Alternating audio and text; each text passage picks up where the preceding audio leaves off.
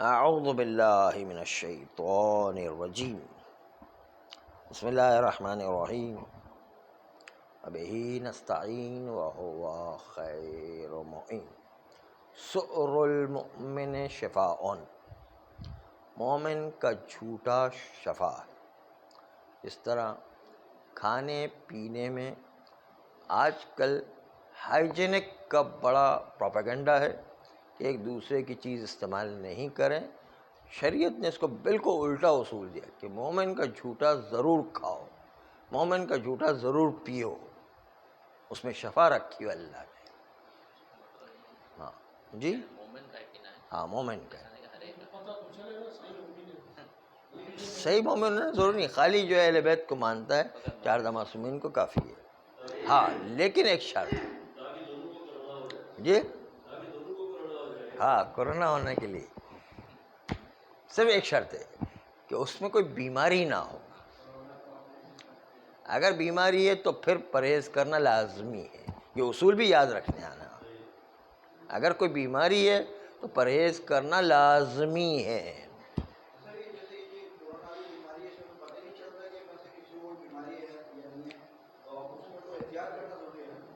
ہاں اگر جو ہے آپ نارمل دیکھ رہے ہیں تو پیے، کوئی حرج نہیں۔ ہاں پرواہ نہیں، جب نارمل ہے تو پیے، جب تک کہ جو ہے پتہ نہیں چلتا تھا تو آپ استعمال کریں۔ ہاں کسی کے بارے میں شک ہو جائے تو الگ بات ہے، شک کے اندر پرہیز کریں، جو شک نہیں ہے تب کوئی پرواہ نہ کریں۔ ہاں اور روایت ایسی ہے کہ خود جو ہے مہاراج کرام نے اپنی کتابوں کے اندر جو فقہی کتابیں اس میں ذکر کیا ہے اس کو۔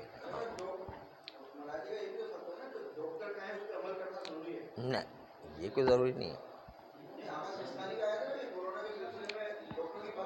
ہاں وہ تو مشورہ دے رہے ہیں، اس کے حساب سے مشورہ دے رہے ہیں کہ مثلاً جو ہے ماسک پہنے تو ماسک پہنے، مشورہ دے رہے ہیں کہ جو ہے وہ گرم پانی کر کے پئیں تو ٹھیک ہے۔ لیکن اگر کسی زمانے میں حالات بالکل ہاں بہت زیادہ کورونا پھیلا ہوا ہے مثلا اور وہاں پر احتیاط کرنا ضروری ہے تو ایک الگ مسئلہ ہے، لیکن عام ماحول میں خواہ احتیاطات نہیں لگائیں، یعنی عام ماحول جیسا ہے اس کے حساب سے۔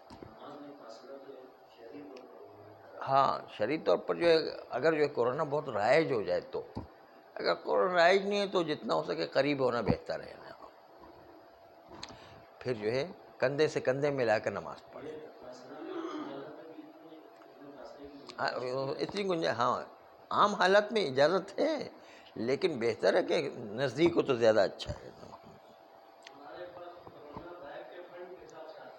اچھا ہاں وہ خاص موقع پر آتا ہے، ہاں ورنہ غائب ہو جاتا ہے نا۔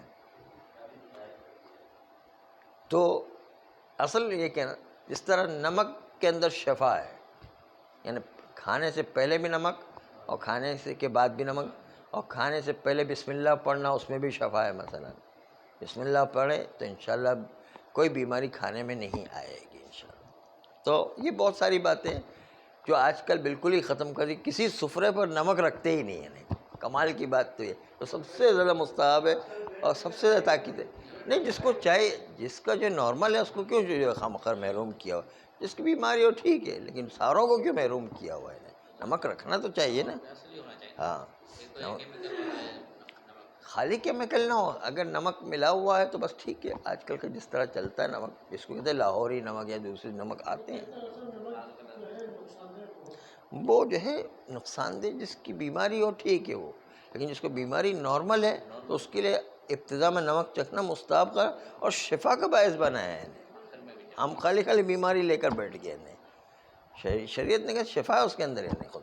ہاں اس لیے جو ہے جو نارمل حالات ہے اس کے حساب سے بتا رہے ہیں، جس کی بیماری ہو یا بالکل معاشرے میں ایک دم کوئی بیماری پھیل گئی ہے تو ایک الگ مسئلہ ہے، ورنہ عام حالات میں یہ تمام چیزیں ہیں۔ لیکن بہرحال آج کل کا سسٹم ایسا ہو گیا کہ جس کی وجہ سے نہ نمک رکھا جاتا ہے، نہ بسم اللہ رکھا جاتا ہے، نہ اول میں نمک ہے، نہ جو ہے ہاں سرکے میں جو ہے بڑی طاقت تھی کہ جو ہضم کرنے کا کام کرتا تھا۔ ہاں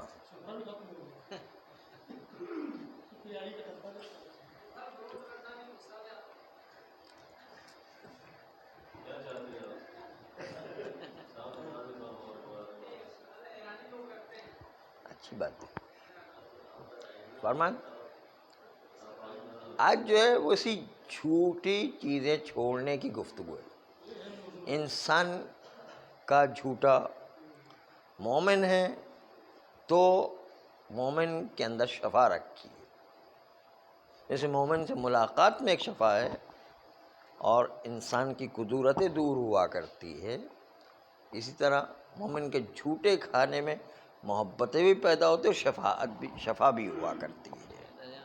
مومن لوگوں ہی مراد ہے یا مومن اسلام؟ مومن یعنی چاردہ معصومین علیہ الصلوۃ والسلام کو مانتا ہوں، ولایت کو مانتا ہوں، ولایت کو ماننے والے لوگ. آیت جو ہے قرآن میں من کان مومن کمن کان مومن اللہ کمن کان فاسق اللہ یستوی. ہاں فاسق کو کوئی حرج نہیں، لیکن بیمار نہ ہو. بس بیمار ہے تو پھر بیماری لگ جانے خطرہ ہے. اور مصری بیماری بھی دو قسم کے، ایک سے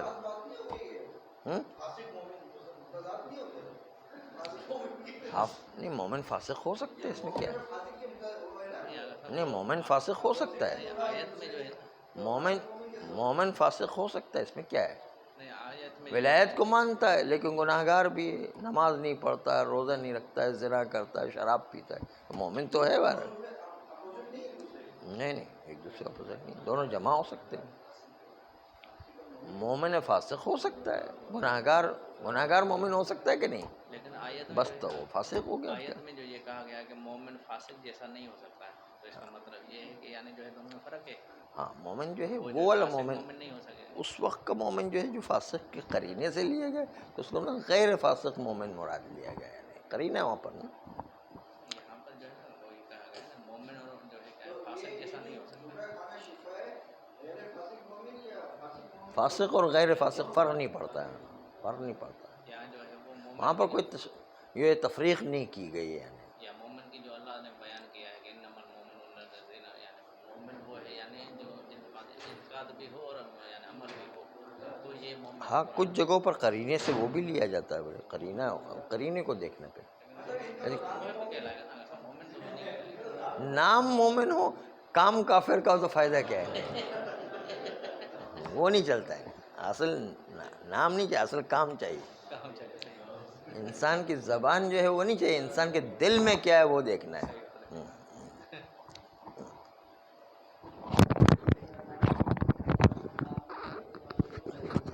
تو بطریقہ اولا ہے.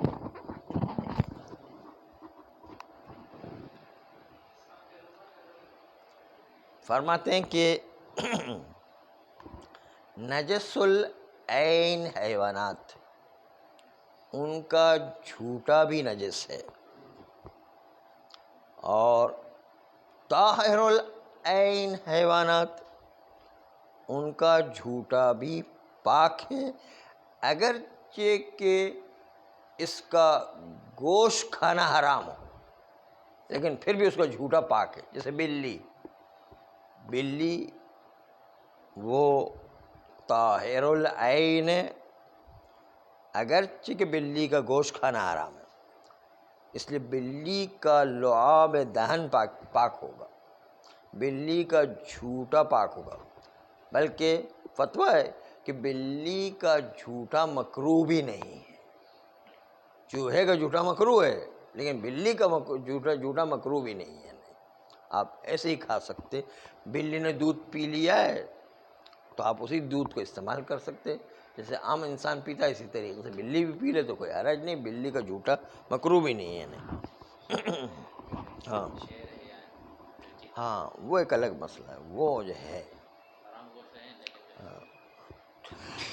شیر، چیتا، لومڑی، ان کا بھی جھوٹا طاہر ہے اگرچہ کہ حرام گوشت جانور ہے.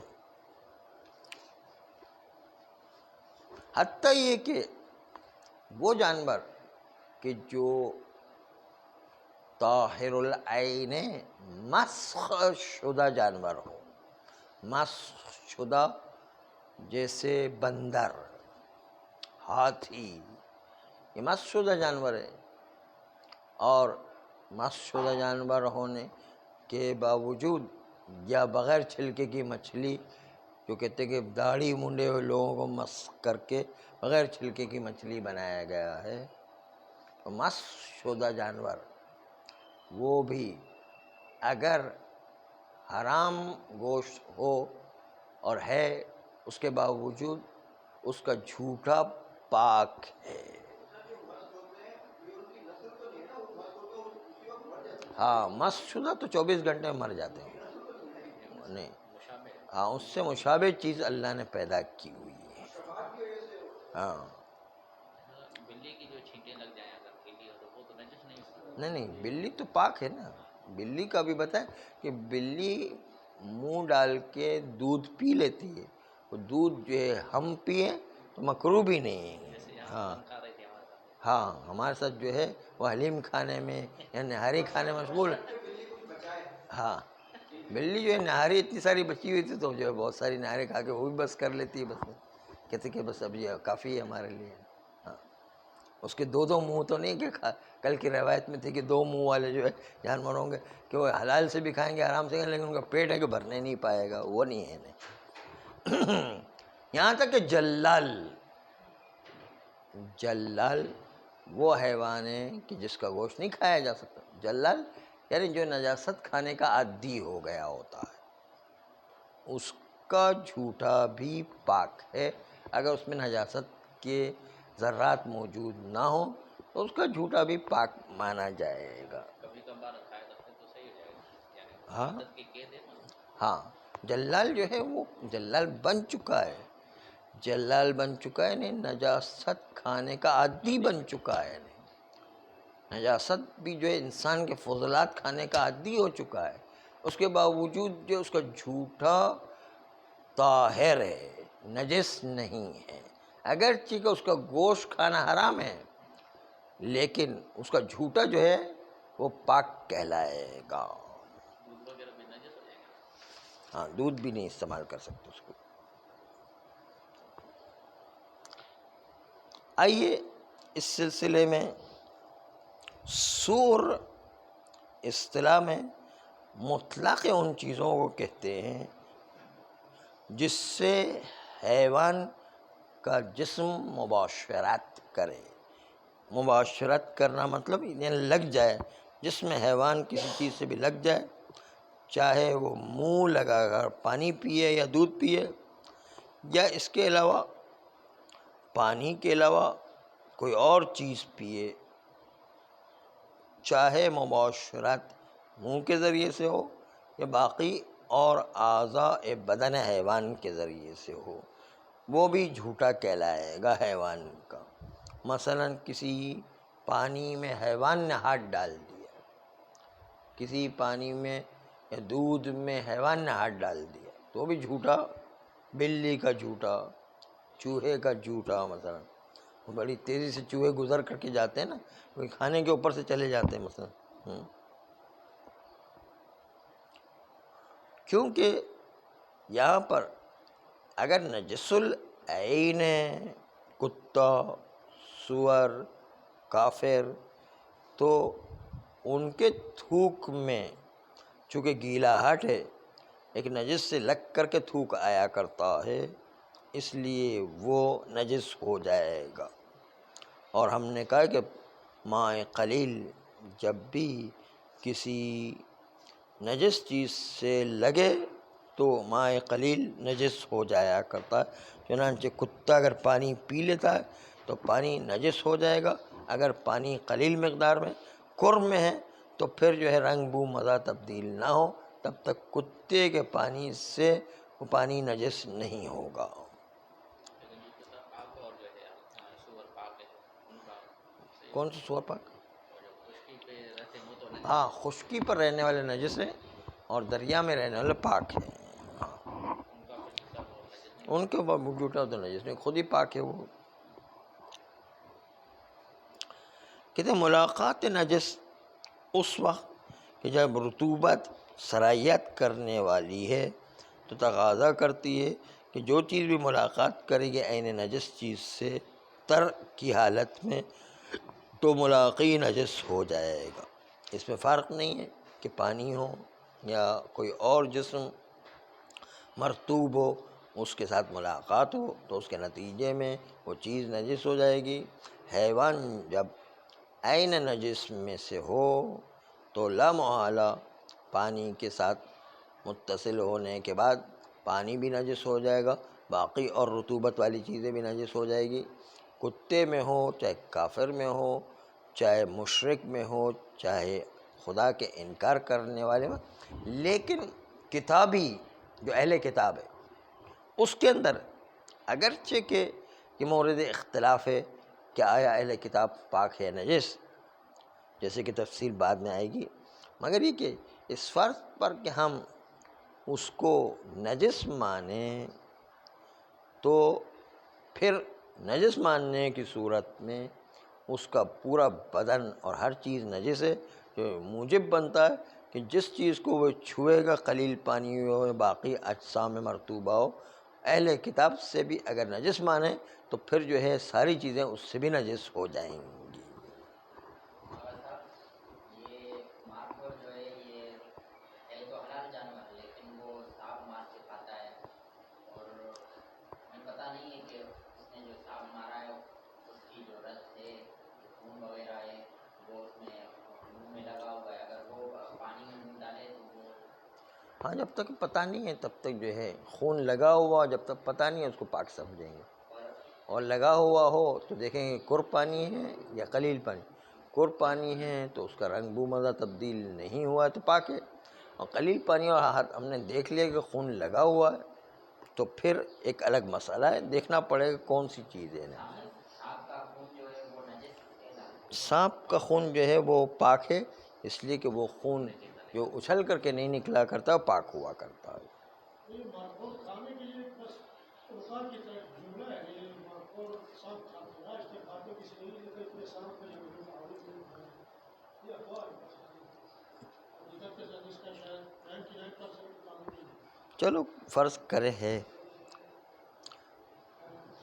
تو اگر کتابی کو ہم نجس مانتے ہیں تو اس کی بنیاد پر اس کے چھونے سے دوسری چیز بھی گیلی حالت میں نجس ہو جائے گی، لیکن اگر طاہر العین ہو تو اس کا جھوٹا پاک ہے، اگرچہ کہ اس کا گوشت کھانا حرام ہو۔ بعض اصحاب اس بات کی طرف جاتے ہیں کہ واجب اجتناب کرنا پاک حیوانات کے جھوٹے سے بھی، بلی، چوہا، خرگوش، ان کے جھوٹے سے پرہیز کرنا واجب ہے۔ بعض علماء یوں کہتے ہیں کہ واجب ہے ان کے جھوٹے سے بھی پرہیز کرنا، سوائے انسان، سوائے پرندے اور سوائے وہ چیزیں جس سے بچنا ممکن نہیں ہوتا ہے، ان کو چھوڑ کر باقی جتنے بھی حیوانات ہیں ان کا جھوٹا جو ہے اس کا استعمال کرنا، اس سے بچنا واجب ہے، کیونکہ وہ کہتے ہیں کہ وہ بھی نجس ہے۔ جسے بچنا ممکن نہیں وہ چوہا، بلی اور سانپ ہے، یہ عام طور پر جو ہے انسان کے گھروں میں نکلتے رہتے ہیں، اس لیے ان سے تو بچنا ممکن نہیں۔ اس کے علاوہ جتنے حیوانات ہیں ان کے جھوٹے سے بچنا واجب ہے۔ اچھا، واجب ہے بچنا، لیکن ان کے جھوٹے کو نجاست کا حکم نہیں دیا ہے، خالی ان سے بچنا واجب ہے۔ یہ شیخ طوسی نے کتاب مبسوط میں اور غیر مبسوط میں ذکر کیا ہے۔ علامہ حلی کہتے ہیں کہ جھوٹے جو حیوانات طاہرہ کے جھوٹی چیزیں نجس ہونے کا بھی دعویٰ کیا ہے، اور اس کی وجہ یہ کہ اگر یہ طاہر ہوتا تو طاہر ہونے کے باوجود کہتے کوئی ملازمہ نہیں ہے کہ حیوان پاک ہو اور اس کا جھوٹا جو ہے نجس ہو جائے، ان دونوں میں، ان حیوان پاک ہو اور اس کا جھوٹا بھی پاک ہو، ان دونوں میں کوئی ملازمہ نہیں ہے، اس لیے کوئی معنی نہیں کہ اس کا جھوٹا جو ہے وہ نجس مانا جائے. اس بنیاد پر وہ کہتے ہیں کہ ان کا جھوٹا نجس مانا جائے گا. علامہ ہلی یوں کہہ رہے ہیں. اور ممکن ہے کہ ہم استدلال کر سکیں کہ حیوانات پاک کا جھوٹا بھی پاک ہوتا ہے. 2 روایتیں اس پر دلالت کر رہی ہیں.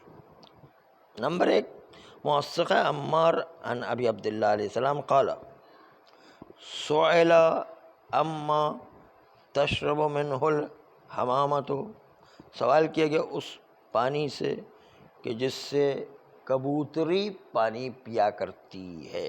فقال کل ما اکل یا اکل لحمہ فتوضا من سورہ واشرب، ہر وہ چیز کہ جس جانور کو کھایا جاتا ہے اس کے جھوٹے سے وضو بھی کر سکتے ہیں، اس کے جھوٹے کو پی بھی سکتے ہیں. دوسری روایت صحیح عبداللہ ابن سنان عن ابی عبداللہ علیہ السلام قال لا باس ان تتوضا مما شرب منہ ما یؤکل لحمہ، کہتے ہیں کہ آپ وضو کریں، اس میں کوئی حرج نہیں ہے، ان پانی سے کہ جس سے ان حیوانات نے کہ جس کا گوشت کھایا جاتا ہے ان حیوانات نے پانی پیا ہے، اس سے آپ وضو کریں تو کوئی حرج نہیں ہے.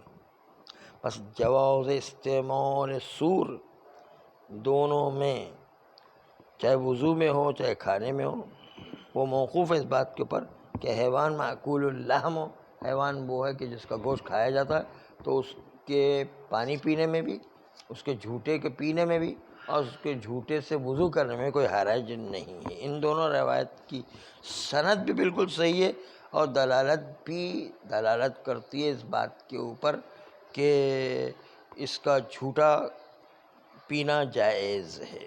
دلالت کے سلسلے میں خوئی کہتے ہیں کہ اگر ہم مفہوم وصف کے قائل ہیں تو مفہوم وصف میں بہت اصول میں بحث گزر چکی ہے اور وہاں پر ہم نے یہ بتایا کہ مفہوم وصف ہمارے نزدیک ظاہراً دلالت کرتا ہے، لیکن دلالت کرنے کی بنیاد پر تو یہ روایت بالکل واضح ہے کہ مفہوم وصف کی بنیاد پر یہاں پر جھوٹا اس کا کہ جس کا گوشت کھایا جاتا ہے، یہ جو گوشت کھایا جانے کی جو صفت ہے وہ اس حیوان میں لگائی ہے.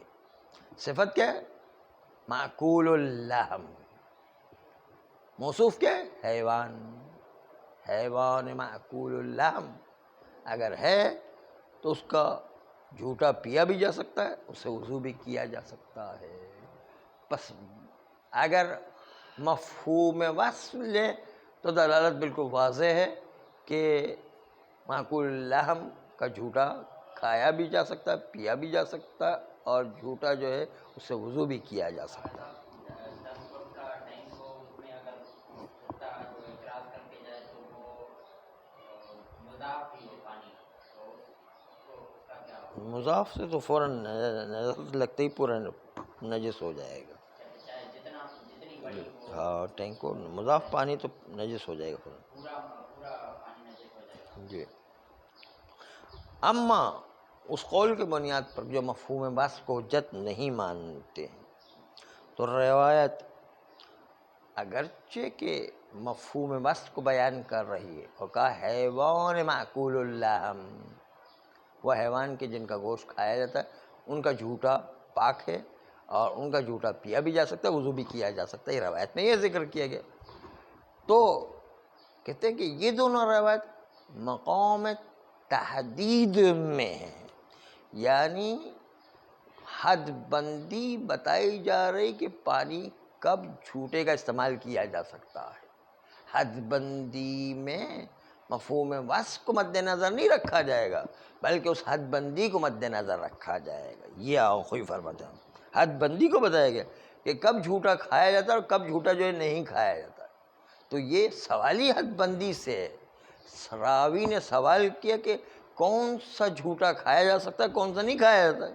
تو حد بندی جو ہے پوچھی گی تو حد بندی بتا رہے ہیں. حد بندی میں مفہوم وصف کو حد بندی کے اعتبار سے دیکھیں گے, مفہوم وصف کے اعتبار سے نہیں دیکھیں گے. بس اس لیے اس مفہوم میں مورد تحدید و حد بندی کے اعتبار سے مفہوم وصف پر عمل کریں گے. مقتضی حد بندی یہ ہے کہ کوئی حرج نہیں ہے کہ حیوانات پاک ان کے جھوٹے کو استعمال کیا جائے جس کا گوشت نہیں کھایا جاتا ہے. اور اس کا مطلب یہ کہ جس کا گوشت کھایا جاتا ہے اس میں تو کوئی حرج نہیں, جس کا گوشت نہیں کھایا جاتا ہے ہاں البتہ اس کا مفہوم یہ نکلتا ہے کہ جس کا گوشت نہیں کھایا جاتا اس کے جھوٹے کو استعمال نہیں کیا جا سکتا.